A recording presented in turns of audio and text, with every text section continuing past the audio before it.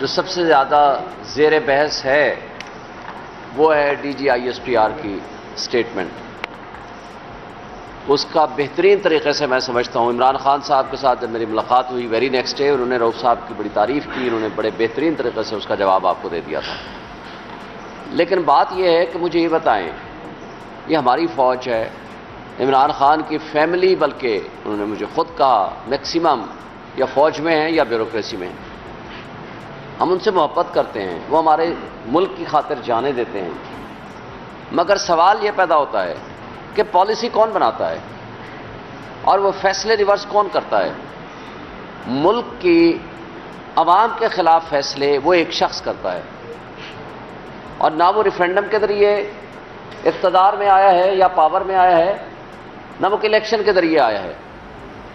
اگر شخص واحد نے اس ملک کو جنگل بنا دینا ہے اور جنگل کا قانون نافذ کر دینا ہے اور آئین کی پابندی کرنی ہے، اور وہ D G I S P R صاحب اٹھ کے وہ سٹیٹمنٹس دیں گے جو سیاسی ہوگی، تو سیاست میں مداخلت یہ آئین کی خلاف ورزی صرف نہیں، یہ آئین شکنی کے مترادف ہے، اور آئین شکن کی سزا آپ کے سامنے ہے۔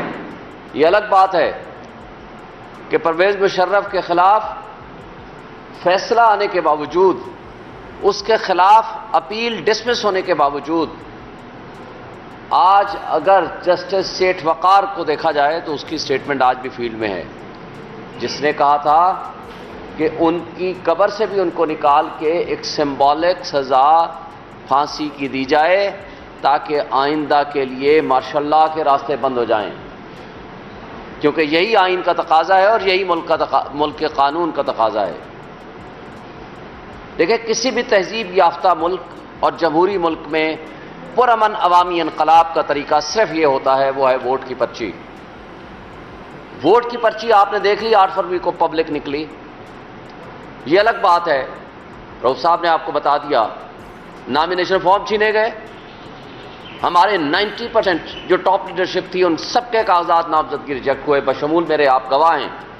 میں آپ میڈیا کے دوستوں کو ساتھ لے کر گیا ان کرپٹ بیوروکریٹس کے پاس جو ریٹرننگ آفیسرز بنائے گئے تھے چیف جسٹس آف پاکستان نے، جن کے خلاف ہم نے پٹیشن فائل کی تو ہمارے ہی خلاف الٹا کانٹیمپٹ پروسیڈنگ شروع کر دی گئی۔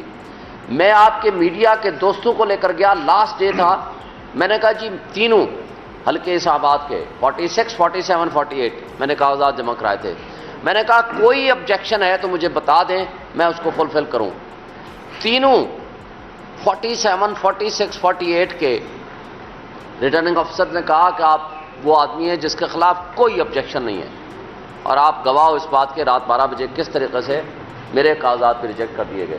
لیکن اس بات کو ہم آگے چلتے ہیں، بلے کا نشان چھین لیا، اور نہ صرف بلے کا نشان چھینا، اس کے ساتھ میرے سمیت ہمارے ورکرز کے خلاف ایف آئی آریں کٹی۔ یہ میری کانسٹیٹوئنسی ہے جہاں ہم بیٹھے ہوئے ہیں، آپ کے تقریباً 100% میڈیا ہاؤسز وہ ہیں جو میری کانسٹیٹوئنسی میں آتے ہیں، اور یہ ریڈ زون کا سارا ایریا اور 70% دیہات بھی۔ میں دعوے سے کہتا ہوں، آپ بتا دیں، آپ سارے دوست گواہ ہو اس بات کے، کون سے پولنگ اسٹیشن میں گئے اور جہاں سے میں ہارا ہوں، یا وہ کٹ پتلی جیتا ہو، لیکن ہم ہار گئے، ہرایا گیا ہمیں، ہم تو جیت گئے۔ اور اسی طرح تینوں حلقے اسلام آباد کے اور باقی جو کچھ بھی ہوا، کسی تہذیب یافتہ جمہوری ملک میں عوامی انقلاب ووٹ کی پرچی کے ذریعے ہوا کرتا ہے، اور وہ ہو گیا۔ لیکن D G I S P R صاحب کہتے ہیں آپ کو تو 7% ووٹ ملے، پتہ نہیں کیلکولیشن کیسے کرتے ہیں۔ اگر یہ آپ کے میتھمیٹکس کا حل ہے، اگر یہ آپ کی انٹیلیجنس رپورٹس ہیں جس کے آپ سربراہی کرتے ہیں، تو میرا خیال ہے کہ یہ انٹیلیجنس ایجنسیز کو بند کر دیں، اس کی جگہ پہ رؤوف حسن صاحب یا جو آپ دوست بیٹھے ہوئے ہیں ان کی ٹیم بنا دیں، آپ کو پراپر زیادہ بہتر انٹیلیجنس دے دیں گے۔ اگر آپ کی یہ انٹیلیجنس رپورٹس ہے کہ ہم نے 7% یا پتہ نہیں کتنے % ووٹ لیے، بھائی آپ کے نمائندے اگر ریٹرننگ آفیسرز کے پاس بیٹھ کے جو کچھ وہ کر رہے تھے آپ سب جانتے ہو، پورے میڈیا ہاؤسز نے میرا رزلٹ دیا اور بہت سارے ہماری 180 سیٹیں کے رزلٹ بھی دیا، وہ ای ایم سی کا ریکارڈ آج بھی وہ ہمیں نہیں دے رہے کورٹ کے آرڈر کے باوجود۔ وہاں سے جو رزلٹ جاتا تھا پریزائڈنگ آفیسرز کا، الیکشن کمیشن میڈیا ہاؤسز میں دے رہا تھا۔ وہاں سے ہم جیت رہے تھے. رات کے 12 بجے وہ چیف الیکشن کمشنر جو سہولت کاری کرتا ہے مسلم لیگ نون کی اور لندن ایگریمنٹ کی، وہ رات کو 12 بجے کہیں چلا جاتا ہے. یہ بھی آپ نے ہمیں بتایا، ہم تو نہیں تھے وہاں موجود. اس لیے میں کہتا ہوں آپ کی انٹیلیجنس بہت اسٹرانگ ہے. وہ کسی مخصوص جگہ پہ جاتے ہیں اور جب 3 گھنٹے بعد واپس آتے ہیں تو رزلٹ پہلے رک جاتا ہے اور اس کے بعد چینج ہونا شروع ہو جاتا ہے. میں آج بھی سوال کرتا ہوں کہ آپ اس کے بارے میں بتائیں، آپ کہاں گئے تھے اور کیوں آپ نے ان ریزلٹس کو چینج کیا یا کرایا.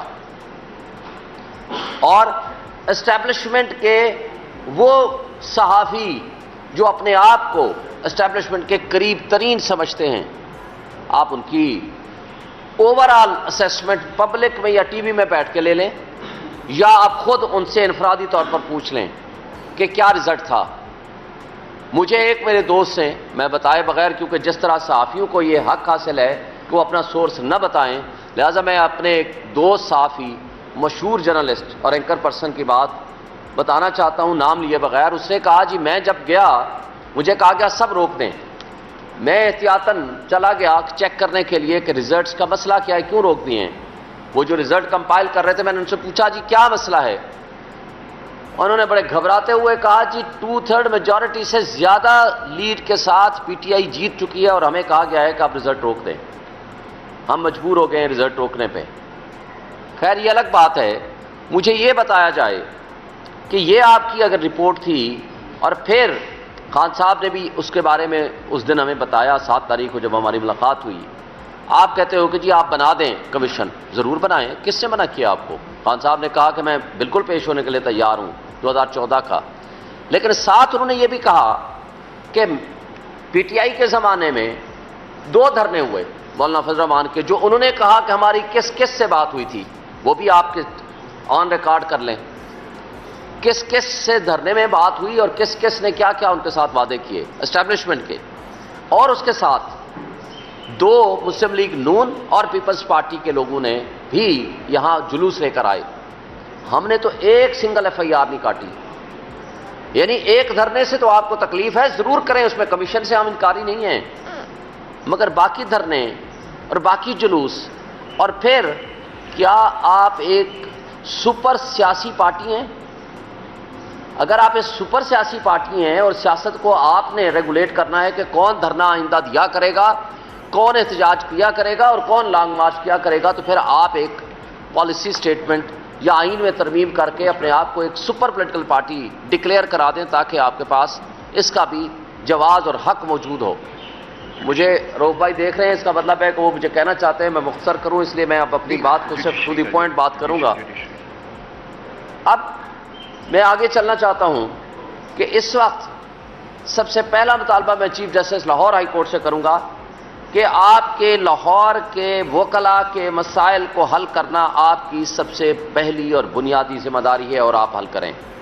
لیکن ان چیزوں کو ایگریویٹ کرنے میں وہاں کی وہ کٹ پتلی حکومت، وہ ڈاکو رانی کے ذریعے جو یہ چاہتے ہیں کہ وکیلوں اور جوڈیشری کے درمیان اختلافات پیدا ہوں، تو اس حوالے سے میں وکلاء نمائندوں سے بھی ریکویسٹ کروں گا کہ آپ فوکسڈ رہیں تاکہ جسٹس سسٹم کے اوپر جو کچھ اٹیک ہماری انٹیلیجنس ایجنسیز کر رہی ہیں اور جس انداز سے انٹیلیجنس ایجنسیز کا رول آ چکا ہے آپ کے سامنے، جو اسلام آباد ہائی کورٹ کے معزز 6 جج صاحبان نے لکھ کے دیا، اس کے پیرا نمبر پہلے میں لکھا ہوا ہے، پہلے پیرے میں، کہ عمران خان کے خلاف فیصلہ لینے کے لیے پریشر ڈالا گیا.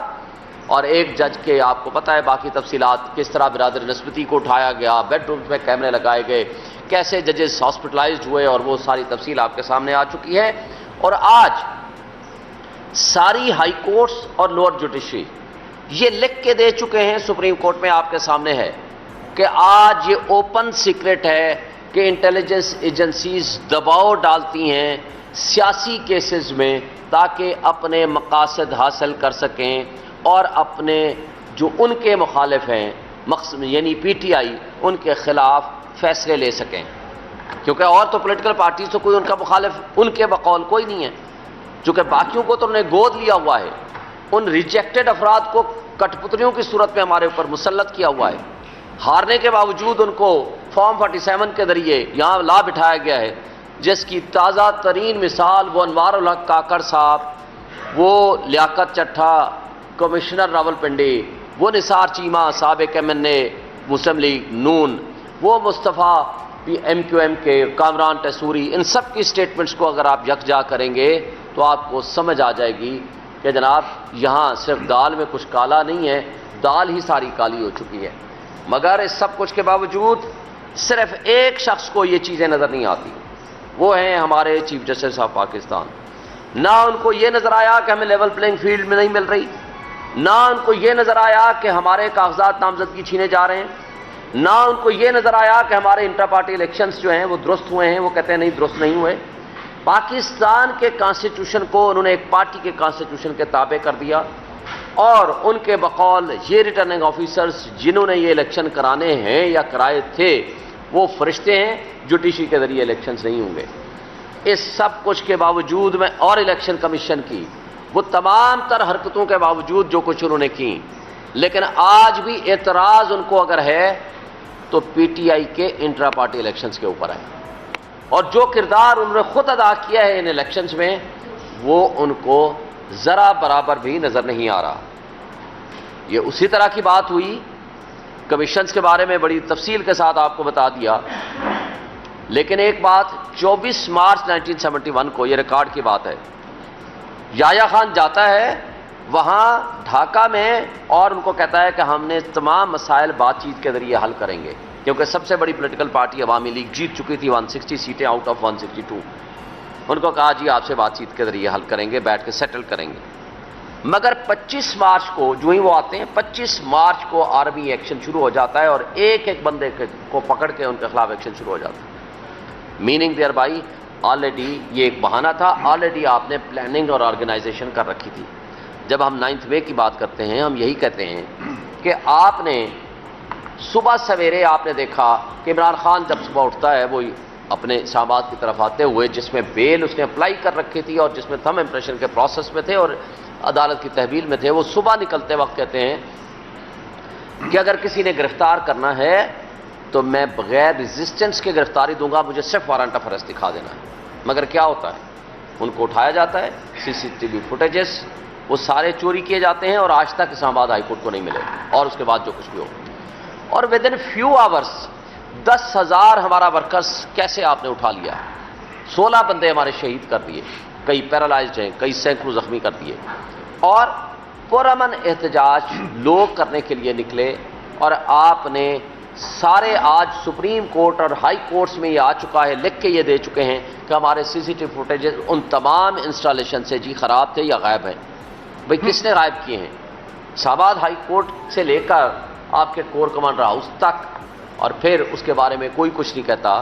وہ یہ کہتے ہیں، خود کہتے ہیں کہ 2 بجے سے لے کر رات کے 8 بجے تک، یہ 1:30 بجے سے بلکہ جلوس نکلتا ہے، جی جا رہا ہے 150-200 بندہ، لیکن کوئی ایک نہ پولیس والا، نہ ان کی اپنی ارینجمنٹ سیکیورٹی، نہ کوئی راستے میں کوئی ان کو روکتا ہے۔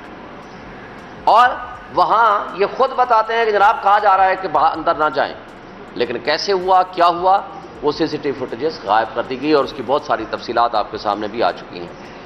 مگر آپ نے دیکھا کہ پرسوں ہم لوگ 500 کے قریب، اس سے بھی بلکہ زیادہ لوگ تھے، بھئی کئی لوگ گاڑیوں سے نہیں نکلے تھے، ہم ابھی باہر ہی نکلتے ہیں تو ہمارے اوپر لاٹھی چارج ہو جاتا ہے، اور ود ان 10 منٹس اور ہمیں ڈسپرس کیا جاتا ہے۔ لیکن 150-200 افراد، ان سے 8 گھنٹے میں نہیں ہو سکا کچھ بھی۔ کیا اس IG کو، چلے میں کہتا ہوں وہ ملا ہوا تھا یا نہیں ملا ہوا تھا، کیا IG اسی IG ہے نا جو ڈاکٹر عثمان ابھی بیٹھا ہوا ہے، جو تمغہ دیتے ہیں، اس کے خلاف نیگلیجنس کا بھی مقدمہ بنا؟ اور اگر نہیں بنا تو یہ بتا دیں کہ IG کہتا ہے کہ مراد راس، اور بہت سارے نام دیتا ہے، 27 کالیں تھیں، سب سے بڑا مجرم ہے، صرف ایک پریس کانفرنس اس کی قیمت ہے، اور وہ ہے آپ ایکوٹل ہو جائے گی، آپ بری و ذمہ ہو جائیں گے ایک پریس کانفرنس کر دیں۔ اسی طرح اندریب عباس اور خدیجہ شاہ ایک گاڑی میں جا رہے ہیں احتجاج کے لیے، لیکن وہ 8 مہینے بعد اس کی ضمانت ہوتی ہے، اور آج تک ہماری باقی خواتین ساری کی ساری جیلوں میں پڑی ہیں، لیکن وہ ایک دن کے لیے جیل نہیں گئی، کیوں کہ پریس کانفرنس ہوگی۔ اگر یہ فالس لیگ آپریشن نہیں تھا، یہ واقعی سچا واقعہ آپ بتاتے ہیں جس کی جوڈیشل انکوائری بھی آپ نہیں کراتے. مگر مجھے بتائیں کہ پھر آدھے لوگ تو وہ ایک پریس کانفرنس کے ذریعے فارغ ہو جاتے ہیں، اور جو عمران خان کے ساتھ وفا کرتے ہیں وہ آپ کے لیے سب سے آخر میں، اور ابھی تک وہ پابند سلاسل بھی ہیں اور جیلوں میں بھی سڑیں گے. اور دوسری طرف کہا جاتا ہے کہ جناب ملٹری ٹرائل ہی اس کا حل ہے. کیا کہتے ہیں؟ 3 چیزیں ذہن میں رکھ لیں. دنیا کا کوئی قانون اور آئین آپ کو یہ نہیں بتائے گا کہ آپ اس کے مدعی بھی ہیں، آپ کہتے ہو ہمارے اوپر اٹیک ہوا. نمبر 2 آپ کہتے ہو ہم گواہ بھی ہیں، irrefutable ہمارے پاس ایویڈنس ہے، ناقابل تردید شواہد. نمبر 3 ہم ملٹری ٹرائل کے ذریعے سزا بھی دیں گے، منصف بھی خود ہیں. تو بھائی دنیا میں کوئی اصول نہیں ہوتا، قانون نہیں ہوتا کہ خود مدعی، خود گواہ، خود آپ منصف بن جائیں.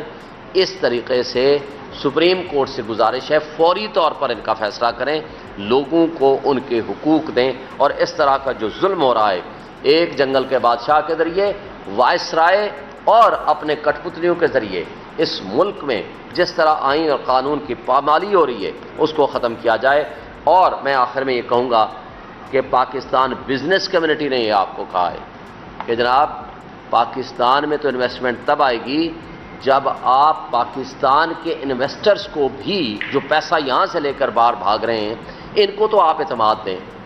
جب یہاں اعتماد نہیں ہوگا، اور اعتماد تب ہوگا جب قانون کی حکمرانی ہوگی، انصاف کا نظام درست ہوگا، عوام کے فیصلوں کو جو حق کے حکمرانی ہے وہ عوام کا ہے ان کو تسلیم کیا جائے گا.